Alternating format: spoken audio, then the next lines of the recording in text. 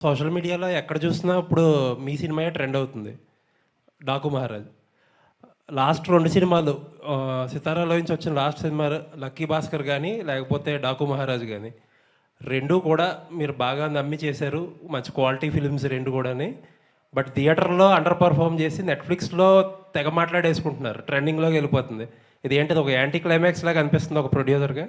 అంటే కొంచెం థియేటర్లో ఎక్స్పెక్ట్ చేసినంత రెవెన్యూ రాకపోవడం కొంచెం డిసప్పాయింటింగే. కానీ 'లక్కీ భాస్కర్‌కి' వి న్యూ కొత్త జానర్ తీసుకున్నాము, లిమిటెడ్ ఆడియన్స్ ఉంటుంది, ఇది అదే వి న్యూ ఇట్.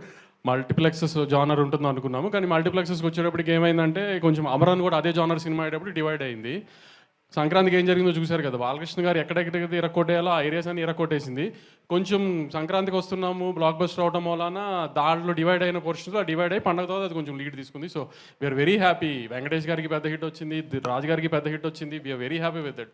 నా సక్సెస్తో కూడా ఐఎమ్ వెరీ హ్యాపీ. కానీ అనుకున్నంత రీచ్కి వెళ్ళలేదు, కొంచెం రీచ్ అయ్యి వెరీ గుడ్. ఇప్పుడు సీక్వెల్ అడ్వాంటేజ్తో డబ్బులు వచ్చే సినిమా అయి ఉంటుంది ఇప్పుడు. ఇది ఆబ్వియస్లీ ఖచ్చితంగా డబ్బులు రావాలనే కోరుకుంటున్నాను డెఫినెట్గా. కానీ మీరు అన్నట్టు పక్క సినిమా ఎలా ఉంటుందో మనం జడ్జ్ చేయలేం కదా. కాబట్టి నా సినిమా మీద అయితే నేను వెరీ కాన్ఫిడెంట్. ఇందాక జస్ట్ జోక్స్ అపార్ట్, కళ్యాణ్ చెప్పింది 100%. మీరు మాటలు ఎంత నవ్వుకున్నారో దానికి డబుల్ నవ్వుకుంటారు డెఫినెట్గా. సినిమా చాలా బాగా వచ్చింది, ఎక్కడ మిస్ఫేర్ అయ్యే స్కోపే లేని సినిమా అసలు.